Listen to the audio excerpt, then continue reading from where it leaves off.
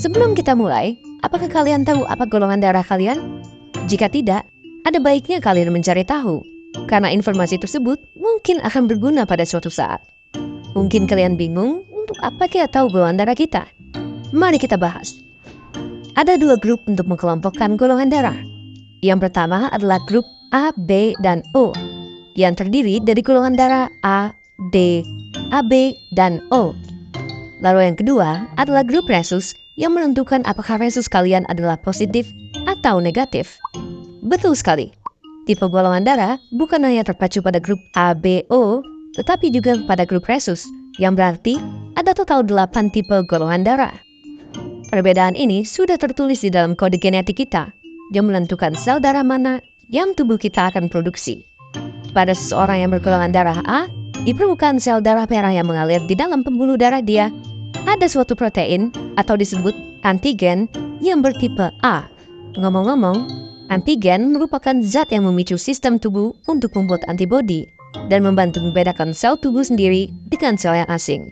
Selain antigen yang menentukan tipe kita menurut grup ABO, kode genetik kita juga memproduksi antigen lain bernama resus antigen atau antigen D. Inilah yang menentukan apakah resus kita negatif atau positif. Jika ada antigen D, resus kita positif, dan begitu juga sebaliknya. Masih belum mengerti apa gunanya mengetahui informasi ini? Coba kita pikirkan. Jika suatu golongan darah seseorang adalah A, karena dia mempunyai antigen A, tubuhnya memproduksi plasma antibodi dengan tipe anti-B.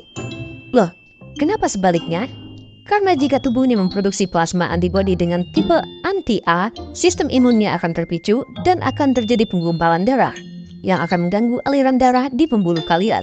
Jadi, seseorang dengan antigen A akan memproduksi plasma antibodi dengan tipe anti-B, begitu juga sebaliknya untuk B yang memproduksi plasma antibodi tipe anti-A.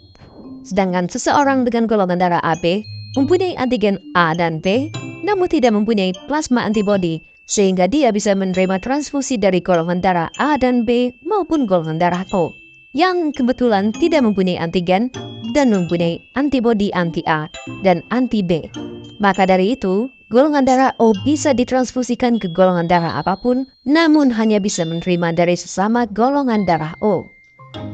Maka dari itu, golongan O adalah donor universal dan golongan AB adalah penerima universal.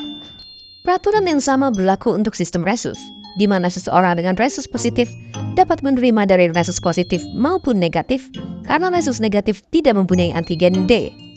Namun, seseorang dengan resus negatif tidak dapat menerima dari resus positif. Lalu, apakah golongan darah ini benar mempengaruhi kepribadian kita?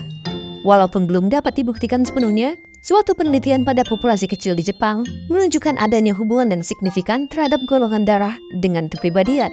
Namun, penelitian lebih lanjut masih dibutuhkan, dan untuk sekarang, ada baiknya kita melihat hasil penelitian ini hanya sebagai pembukaan terhadap kemungkinan untuk diadakannya penelitian lebih lanjut lagi.